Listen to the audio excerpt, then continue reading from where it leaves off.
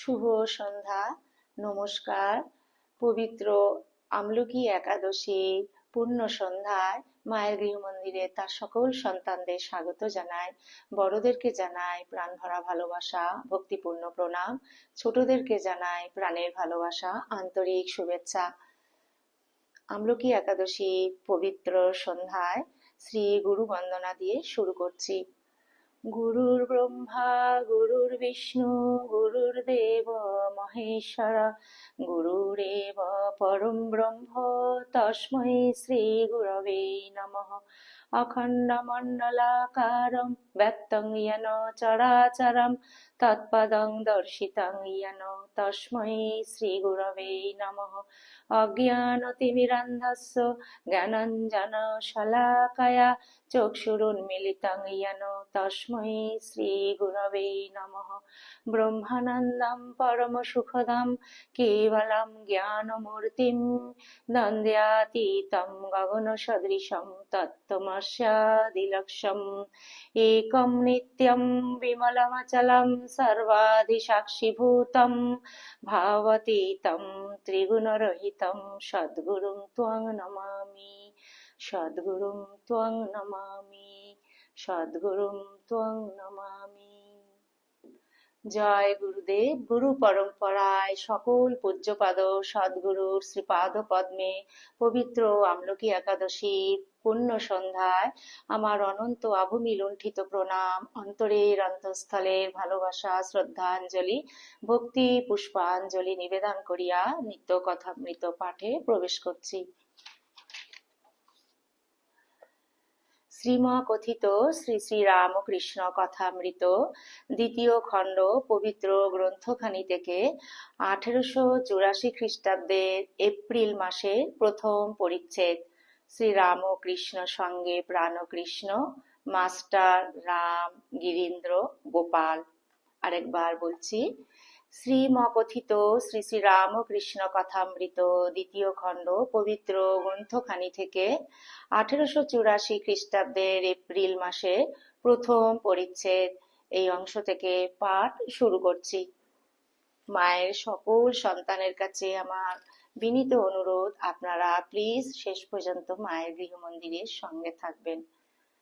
তব কথামৃতম তপ্ত জীবনম কবিভিরীড়িতম কল্মষাপহম শ্রবণমঙ্গলম শ্রীমদাততম ভুবি গৃণন্তি যে ভূরিদা জনাঃ।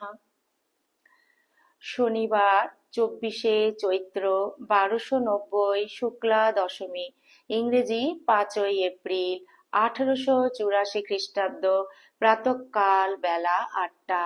মাস্টার দক্ষিণেশ্বরে উপস্থিত হইয়া দেখেন শ্রীরামকৃষ্ণ সহাস্যবদন, কক্ষ মধ্যে ছোট খাটটির উপরে উপবিষ্ট, মেঝেতে কয়েকটি ভক্ত বসিয়া, তন্মধ্যে শ্রীযুক্ত প্রাণকৃষ্ণ মুখোপাধ্যায়। প্রাণকৃষ্ণ জনাইয়ের মুখুজ্জেদের বংশোদ্ভূত, কলিকাতায় শ্যামপুকুরে বাড়ি, ম্যাকেঞ্জি লায়ালে এক্সচেঞ্জ নামক নিলাম ঘরের কার্যাধ্যক্ষ। তিনি গৃহস্থ, কিন্তু বেদান্ত চর্চায় বড় প্রীতি, পরমহংসদেবকে বড় ভক্তি করেন ও মাঝে মাঝে আসিয়া দর্শন করেন। ইতিমধ্যে একদিন নিজের বাড়িতে ঠাকুরকে লইয়া গিয়া মহোৎসব করিয়াছিলেন। তিনি বাগবাজারের ঘাটে প্রত্যহ প্রত্যুষে গঙ্গা স্নান করিতেন ও নৌকা সুবিধা হইলেই একেবারে দক্ষিণেশ্বরে আসিয়া ঠাকুরকে দর্শন করিতেন। আজ এইরূপ নৌকা ভাড়া করিয়াছিলেন। নৌকা কূল হইতে একটু অগ্রসর হইলেই ঢেউ হইতে লাগিল। মাস্টার বলিলেন, আমায় নামাইয়া দিতে হইবে। প্রাণকৃষ্ণ ও তাহার বন্ধু অনেক বুঝাইতে লাগিলেন, কিন্তু তিনি কোনো মতে শুনিলেন না। বলিলেন, আমায় নামাইয়া দিতে হইবে, আমি হেঁটে দক্ষিণেশ্বরে যাব। অগত্যা প্রাণকৃষ্ণ তাহাকে নামাইয়া দিলেন। মাস্টার পৌঁছাইয়া দেখেন যে তাহারা কিয়ৎক্ষণ পূর্বে পৌঁছিয়াছেন ও ঠাকুরের সঙ্গে সদা লাভ করিতেছেন। ঠাকুরকে ভূমিষ্ঠ হইয়া প্রণাম করিয়া তিনি এক পাশে বসিলেন। শ্রীরামকৃষ্ণ প্রাণকৃষ্ণের প্রতীক, কিন্তু মানুষে তিনি বেশি প্রকাশ। যদি বলো অবতার কেমন করে হবে, যার ক্ষুধা তৃষ্ণা এইসব জীবের ধর্ম অনেক আছে, হয়তো রোগ শোকও আছে, তার উত্তর এই যে পঞ্চভূতের ফাঁদে ব্রহ্ম পড়ে কাঁদে। দেখো না, রামচন্দ্র সীতার শোকে কাতর হয়ে কাঁদতে লাগলেন। আবার হিরণ্যাক্ষ বধ করবার জন্য বরাহ অবতার হলেন। হিরণ্যাক্ষ বধ হলো, কিন্তু নারায়ণ স্বধামে যেতে চান না, বরাহ হয়ে আছেন। কতগুলি ছানাপোনা হয়েছে, তাদের নিয়ে একরকম বেশ আনন্দে রয়েছেন। দেবতারা বললেন, এ কি হলো, ঠাকুর যে আসতে চান না। তখন সকলে শিবের কাছে গেল ও ব্যাপারটি নিবেদন করলে। শিব গিয়া তাকে অনেক জেদাজেদি করলেন। তিনি ছানাপোনাদের মাই দিতে লাগলেন। সকলের হাস্য। তখন শিব ত্রিশূল এনে শরীরটা ভেঙে দিলেন। ঠাকুর হি হি করে হেসে তখন স্বধামে চলে গেলেন। প্রাণকৃষ্ণ ঠাকুরের প্রতি, মহাশয়, অনাহত শব্দটি কি?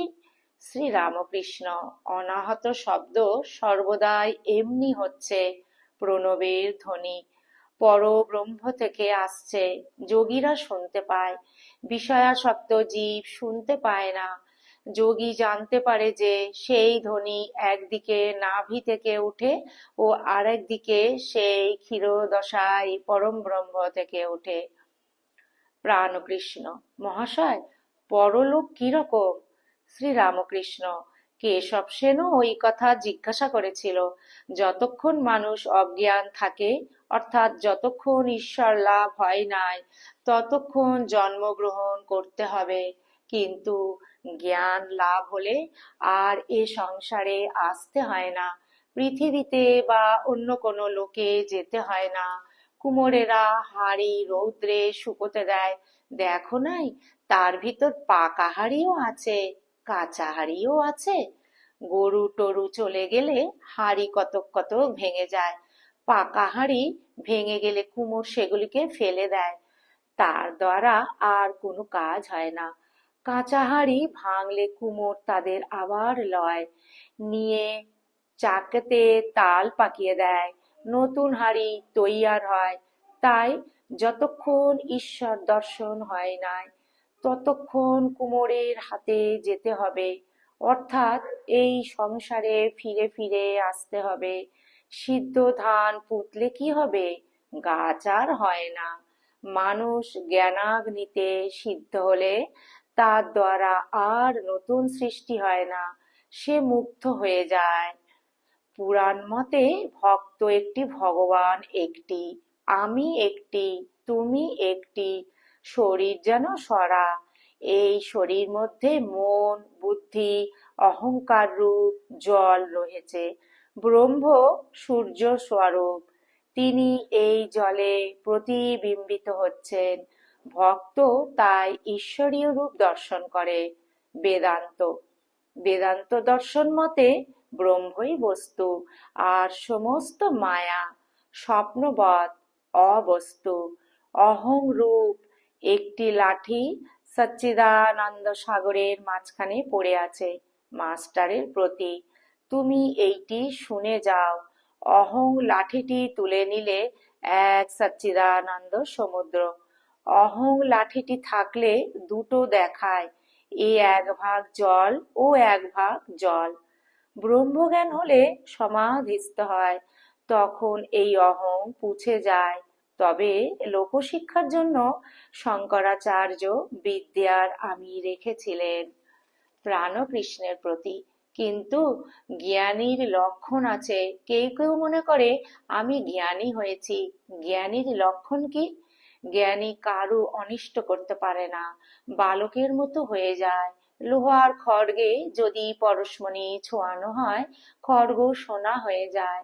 সোনায় হিংসার কাজ হয় না। বাহিরে হয়তো দেখায় যে রাগ আছে, কি অহংকার আছে, কিন্তু বস্তুত জ্ঞানীর ওসব কিছু থাকে না। দূর থেকে পোড়া দড়ি দেখলে বোধহয় ঠিক একগাছা দড়ি পড়ে আছে, কিন্তু কাছে এসে ফু দিলে সব উড়ে যায়। ক্রোধের আকার, অহংকারের আকার কেবল, কিন্তু সত্যকার ক্রোধ নয়, অহংকার নয়। বালকের আঁট থাকে না এই খেলাঘর করলে। কেউ হাত দেয় তো ধেই ধেই করে নেচে কাঁদতে আরম্ভ করবে, আবার নিজেই ভেঙে ফেলবে সব। এই কাপড়ে এত আঁট বলছে আমার বাবা দিয়েছে, আমি দেব না। আমার একটা পুতুল দিলে পরে ভুলে যায়, কাপড়খানা ফেলে দিয়ে চলে যায়। এইসব জ্ঞানীর লক্ষণ। হয়তো বাড়িতে খুব ঐশ্বর্য, কোচ কেদারা, ছবি, গাড়ি ঘোড়া, আবার সব ফেলে কাশি চলে যাবে। বেদান্ত মতে জাগরণ অবস্থাও কিছু নয়। এক কাঠুরে স্বপন দেখেছিল। একজন লোক তার ঘুম ভাঙানোতে সে বিরক্ত হয়ে বলে উঠল, তুই কেন আমার ঘুম ভাঙালি? আমি রাজা হয়েছিলাম, 7 ছেলের বাপ হয়েছিলাম, ছেলেরা সব লেখাপড়া অস্ত্রবিদ্যা সব শিখছিল, আমি সিংহাসনে বসে রাজত্ব করছিলাম, কেন তুই আমার সুখের সংসার ভেঙে দিলি? সে ব্যক্তি বললে, ও তো স্বপন, ওতে আর কি হয়েছে? কাঠুরে বললে, দূর, তুই বুঝিস না, আমার কাঠুরে হওয়া যেমন সত্য, স্বপনের রাজা হওয়াও তেমনি সত্য। কাঠুরে হওয়া যদি সত্য হয়, তাহলে স্বপনের রাজা হওয়াও সত্য। প্রাণ কৃষ্ণ জ্ঞান জ্ঞান করেন, তাই বুঝি ঠাকুর জ্ঞানের অবস্থা বলিতেছিলেন। এইবার ঠাকুর বিজ্ঞানের অবস্থা বলিতেছেন। ইহাতে কি তিনি নিজের অবস্থার ইঙ্গিত করিতেছেন? শ্রী রামকৃষ্ণ, নেতি নেতি করে আত্মাকে ধরার নাম জ্ঞান। নেতি নেতি বিচার করে সমাধিস্থ হলে আত্মাকে ধরা যায়। বিজ্ঞান কিনা বিশেষ রূপে জানা। কেউ দুধ শুনেছে, কেউ দুধ দেখেছে, কেউ দুধ খেয়েছে। যে কেবল শুনেছে সে অজ্ঞান, যে দেখেছে সে জ্ঞানী, যে খেয়েছে তারই বিজ্ঞান অর্থাৎ বিশেষ রূপে জানা হয়েছে। ঈশ্বর দর্শন করে তাঁর সহিত আলাপ, যেন তিনি পরম আত্মীয়, এরই নাম বিজ্ঞান। প্রথমে নেতি নেতি করতে হয়। তিনি পঞ্চভূত নন, ইন্দ্রিয় নন, মন বুদ্ধি অহংকার নন। তিনি সকল তত্ত্বের তিনি সকল তত্ত্বের অতীত। ছাদে উঠতে হবে, সব সিঁড়ি এক একে ত্যাগ করতে হবে, ত্যাগ করে যেতে হবে। সিঁড়ি কিছু ছাদ নয়, কিন্তু ছাদের উপর পৌঁছে দেখা যায় যে যে জিনিসের ছাদ তৈয়ারি ইট চুন সুরকি, সেই জিনিসেই সিঁড়িও তৈয়ারি। যিনি পরব্রহ্ম তিনি এই জীব জগৎ হয়েছেন, চতুর্বিংশতি তত্ত্ব হয়েছেন। যিনি আত্মা তিনি পঞ্চভূত হয়েছেন। মাটি এত শক্ত কেন? যদি আত্মা থেকেই হয়েছে, তাঁর ইচ্ছাতে সব হতে পারে। শনিত শুক্র থেকে যে হাড় মাংস হচ্ছে, সমুদ্রের ফেনা কত শক্ত হয়। বিজ্ঞান হলে সংসারেও থাকা যায়, তখন বেশ অনুভব হয় যে তিনি জীবজগৎ হয়েছেন, তিনি সংসার ছাড়া নন। রামচন্দ্র যখন জ্ঞান লাভের পর সংসারে থাকবো না বললেন, দশরথ বশিষ্ঠকে তার কাছে পাঠিয়ে দিলেন বুঝাবার জন্য। বশিষ্ঠ বললেন, রাম, যদি সংসার ছাড়া হয় ঈশ্বর বললেন, রাম, যদি সংসার ঈশ্বর ছাড়া হয় তুমি ত্যাগ করতে পারো। রামচন্দ্র চুপ করে রইলেন। তিনি বেশ জানেন যে ঈশ্বর ছাড়া কিছুই নাই। তাঁর আর সংসার ত্যাগ করা হলো না। প্রাণকৃষ্ণের প্রতি কথাটা এই, দিব্য চক্ষু চাই, মন শুদ্ধ হলেই সেই চক্ষু হয়। দেখো না কুমারী পূজা, হ্যাঁ গা, মোটা মেয়ে, তাকে ঠিক দেখলুম সাক্ষাৎ ভগবতী, একদিকে স্ত্রী একদিকে ছেলে, দুজনকেই আদর করছে, কিন্তু ভিন্ন ভাবে। তবেই হলো মন নিয়ে কথা।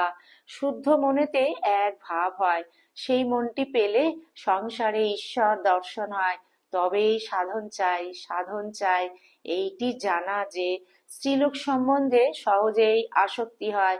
স্ত্রীলোক স্বভাবতেই পুরুষকে ভালোবাসে, পুরুষ স্বভাবতেই স্ত্রীলোক ভালোবাসে, তাই দুজনেই শিগগিরই পড়ে যায়। কিন্তু সংসারে তেমনি খুব সুবিধা। বিশেষ দরকার হলে হলো, সদারা সহবাস করলে সহাস্যে, মাস্টার হাসছো কেন? মাস্টার স্বাগত। সংসারী লোক একেবারে সমস্ত ত্যাগ পেরে উঠবে না বলে ঠাকুর এই পর্যন্ত অনুমতি দিচ্ছেন। 16 আনা ব্রহ্মচর্য সংসারে থেকে কি একেবারে সম্ভব? হঠযোগীর প্রবেশ। পঞ্চবটিতে একটি হঠযোগী কয়েকদিন ধরিয়া আছেন। তিনি কেবল দুধ খান, আফিম খান আর হঠযোগ করেন, ভাত টাত খান না। আফিমের ও দুধের পয়সার অভাব। ঠাকুর যখন পঞ্চবটির কাছে গিয়াছিলেন, হঠযোগীর সহিত আলাপ করিয়া আসিয়াছিলেন, হঠযোগী রাখালকে বলিলেন, পরমহংসজিকে বলে যেন আমার কিছু ব্যবস্থা করে দেওয়া হয়। ঠাকুর বলিয়া পাঠাইয়াছিলেন, কলকাতার বাবুরা এলে বলে দেখব। হঠযোগী ঠাকুরের প্রতি, আপ রাখাল সে কেয়া বলা থা? শ্রী রামকৃষ্ণ, হ্যাঁ বলেছিলাম, দেখব যদি কোনো বাবু কিছু দেয়। তা কই প্রাণকৃষ্ণাদির প্রতি, তোমরা বুঝি এদের লাইক করো না? প্রাণকৃষ্ণ চুপ করিয়া রহিলেন। হঠযোগীর প্রস্থান। ঠাকুরের কথা চলিতে লাগিল। ওম নিরঞ্জনম নিত্যমনন্তরূপম ভক্ত্যানুকম্পাধৃত বিগ্রহম বৈ ঈশাবতারং পরমেশমিড্ডং তং রামকৃষ্ণং শিরসা নমামঃ। ওম শান্তি শান্তি শান্তি। হরি ওম তৎসৎ। শ্রীরামকৃষ্ণার্পণমস্তু। জয় শ্রী গুরু মহারাজ জি কি জয়। জয় মহামায় কি জয়। জয় স্বামীজি মহারাজ জি কি জয়। জয় শ্রী কথামৃতকার মাস্টার মহাশয় জি কি জয়। জয় গঙ্গা মাই কি জয়।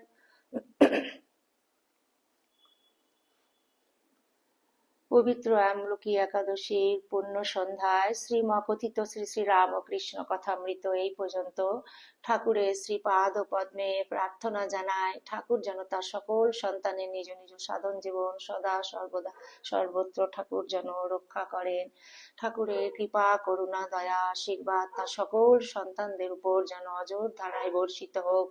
ঠাকুর যেন তার সকল সন্তানকে অন্তরের অন্তঃস্থল নির্বাসনা করে তার পরম পদকমলে আশ্রয় করে দেন। আপনারা ঠাকুরের অসীম কৃপায় খুব ভালো থাকবেন, সুস্থ থাকবেন, আনন্দ থাকবেন, এই প্রার্থনা করি। ঠাকুরের কৃপা করুণা দয়া তার সকল সন্তানদের উপর সদা সর্বদা যেন অজর ধারায় বর্ষিত হোক। আজকে ভিডিওটি আমি এখানেই পরিসমাপ্তি করছি। অন্য একটি পর্বে অন্য আরেকটু ভিডিও নিয়ে আপনাদের সামনে উপস্থিত হব। ততক্ষণ পর্যন্ত আমরা মনটিকে যেন ঠাকুরের পাদ পদ্মে ফেলে রাখতে পারি। গুরুদেব ঠাকুর, মা স্বামীজি, মাস্টার মশাই শ্রী পাদ পদ্মে শুভরাত্রি জানিয়ে ঠাকুরের সকল সন্তানদের জানায় শুভরাত্রি। যদি আপনাদের নিত্য কথামৃত অনুধ্যান যদি আপনাদের ভালো লেগে থাকে, প্লিজ মায়ের গৃহ মন্দির চ্যানেলটিকে আপনারা সাবস্ক্রাইব করে একটি ছোট্ট লাইক দেবেন। সদা সর্বদা মায়ের গৃহ মন্দিরের পাশে থাকবেন। জয়তু জয়তু জয়তু শ্রী শ্রী রামকৃষ্ণ শরণাম শরণে। শরণাগত শরণাগত শরণাগত ঠাকুর তোমার সকল সন্তানদের সদা রক্ষা করিও প্রভু।